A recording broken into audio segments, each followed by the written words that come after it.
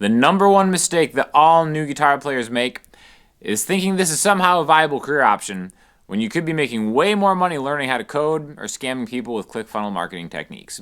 But if you do insist, we're going to save you a bunch of time, because what I think the number one mistake is that I made myself is just memorizing a bunch of chords. I remember looking up lessons online or like having a book or those little charts, those little laminated charts. It's like, these are your freshman 15 chords. Learn these 15 chords first, sonny, and then you'll be off to the races. Oh, get yourself a G chord and a C chord and a D major, an E major, an A major, B major, then do some minor chords because those are fun, and it just doesn't sound good. It literally sounds like that if you just play the chords in a row.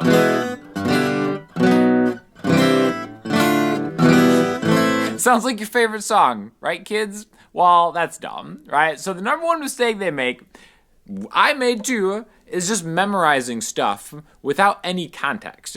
And there's a lot of different reasons for this, okay? So I think the best way to really learn guitar, especially if you have playing song ambitions, which I'm not sure why you'd be learning guitar if you didn't want to play songs, but acoustic guitar especially is like, all right, you learn some chords, maybe you want to sing along, maybe you want to have somebody else sing along, or you just want to hear what, play along to one of your favorite artists that's singing.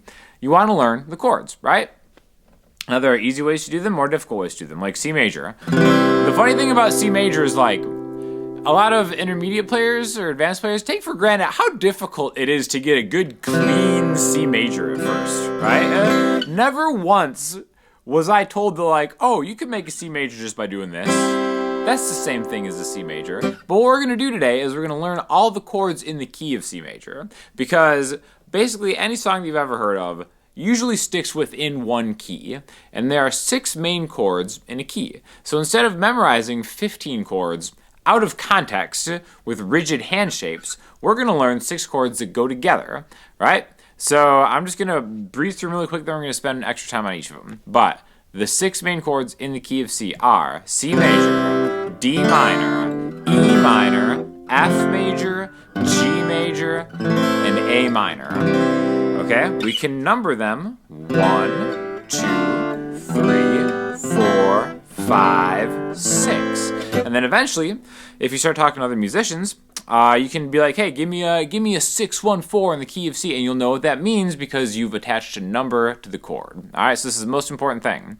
Any key, this is going to work for absolutely any key, all right? Any key has 7 notes, right? You've probably heard some people say like, oh, the major scale, do, re, mi, fa, sol, la, ti, do, re, mi, fa, sol, la, ti, do. The 8th one is the first one again. It's called an octave, all right? So let's just play those 7 notes real quick. C, D, E, F, G, A, B, C.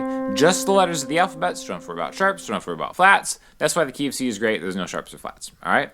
So any single one of those notes becomes a chord that you can assign a number to, right?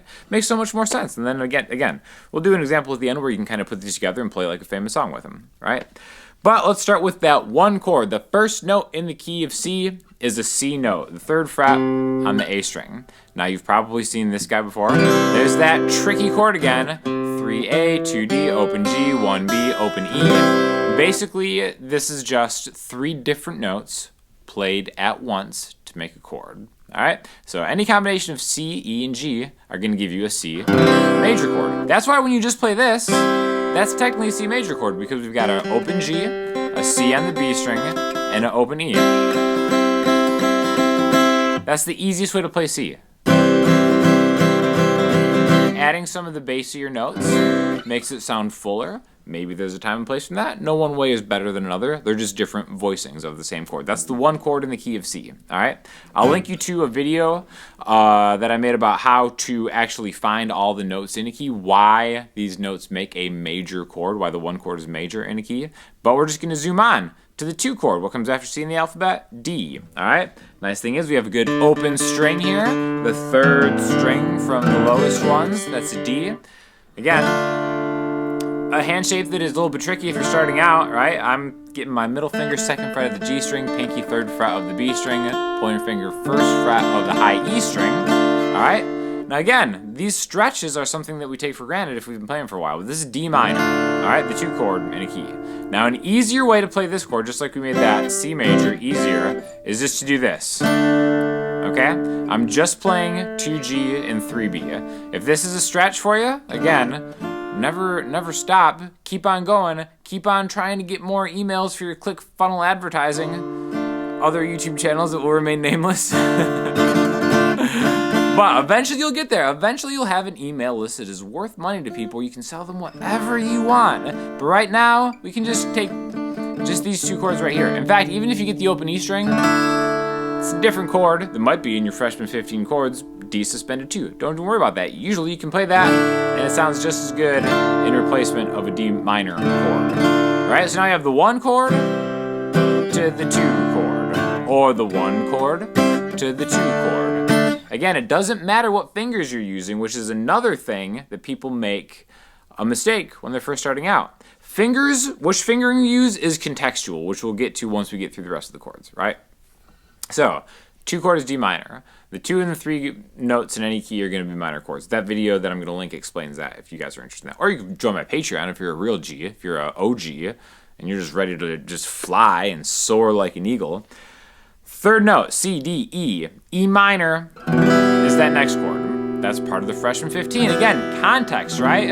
Open E2 on the A string, 2 on the D string, open all the way down. If you need an easy version of this, you're in trouble.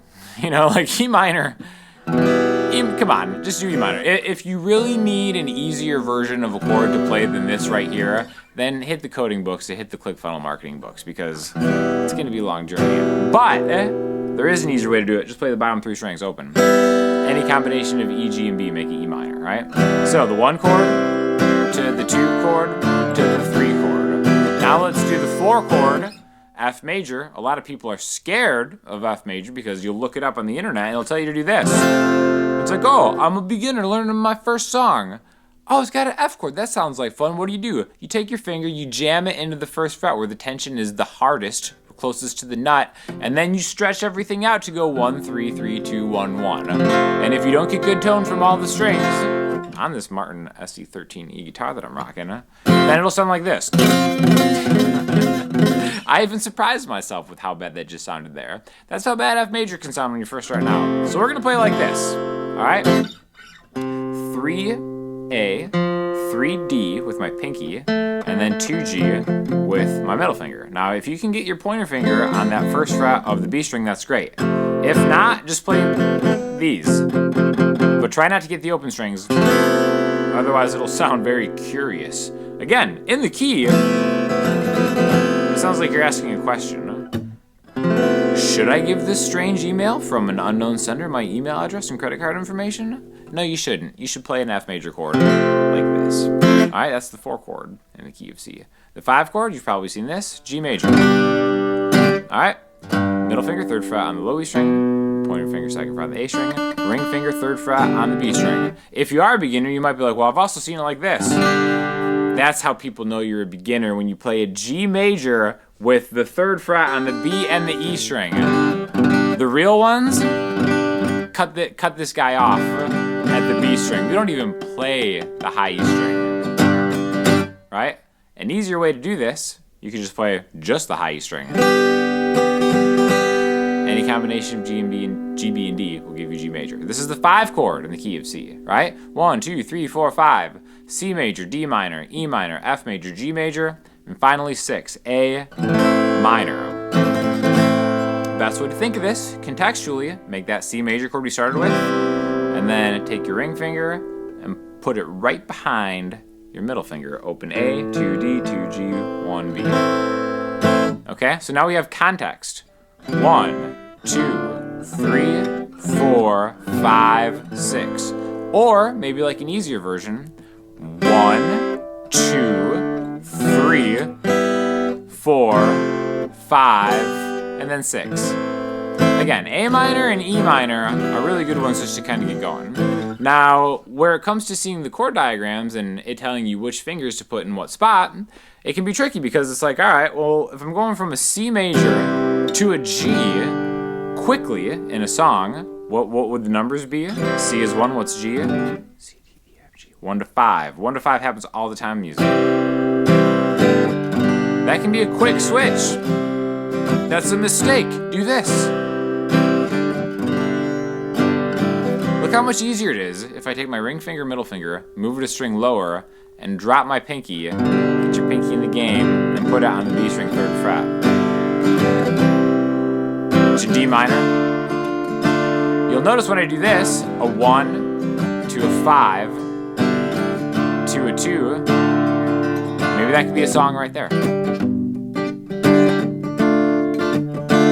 And you'll notice that my ring finger and my middle finger and my pointer finger never even change frets. In fact, none of my fingers change frets. They all have like, my ring finger and my pinky are both kind of sharing the 3rd fret. My middle finger is always going to have ownership of that 2nd fret, and my pointer finger is always going to have ownership of that 1st fret in this example, right? C major, G major, D minor. And it's like I barely have to move instead of C. Oh no. Right? So that's why context is really important. That's why it really helps to learn chords in groups that make sense, instead of just learning a bunch of 15 chords and then just playing them in order and then just trying to remember if this is major, if this is minor, what's what. Learning them in context is key. I'm just going to keep saying it over and over again until you like really get that point home. But numbering them is just as important, because that's something that you're always going to use in any kind of situation, right? Let's just take some random chords, and then you tell me the numbers of this in the key of C while I'm playing them, right? Let's go A minor to C to F to G, A minor, C, F, G. See, I'm doing different voicings for that. I could go A minor, C, F, G. They have a slightly different sound. This is the 6 chord to the 1 chord, to the 4 chord, to the 5 chord. And now it's like, oh, 6, 1, 4, 5. That's just a single number, really. You can think of it as 4 numbers. Because here's a pro tip. Do you want to memorize 4 different numbers? 6, 1, 4, 5. Or memorize 1 4-digit number. Now you're thinking smart. 6,145. 6, 1, 4, 5 in C, okay? And then what happens? You end up learning notes in different keys, right? Or the chords in the different keys. We could do that same thing. Let's transpose that 6, 1, 4, 5. 6, 1, 4, 5 is not that common of a chord progression. I don't know why I picked that one, but I just did. I mean, all of these are pretty common. Like, they've all been used. There's only so many ways you can cut up these 6 notes. But let's do it in the key of G, where G is 1, A is 2, B is 3, C is 4, D is 5, and E is 6. F sharp would be the 7th note. Again, check out the Patreon of that video I'm linking in the description if you want to learn how to find all this stuff. Because on the Patreon, I have like your first like 100 lessons consecutively laid out. What a labor of love that was. But you know what? It's better than selling my soul for that ClickFunnels.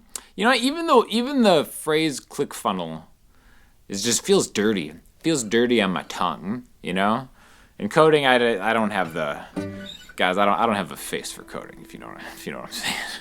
So what I say was a 6, 1, 4, 5 in the key of G. All right, so G, A, B, C, D, E. Right? It starts with E. 6, 1, 4, 5. And that's just an E minor to a G to a C to D major. Okay? And again, learning them in groups is the way that you can easily transpose that. And again, that's going to be so much better for learning songs, remembering songs, impressing people on guitar, because that's what you really want to do anyway, right? There's no way that you can make a song sound bad using those 6 numbers. One question you might have is like, well, there are 6 chords, but there are 7 notes in a key. Let's go back to the key of C.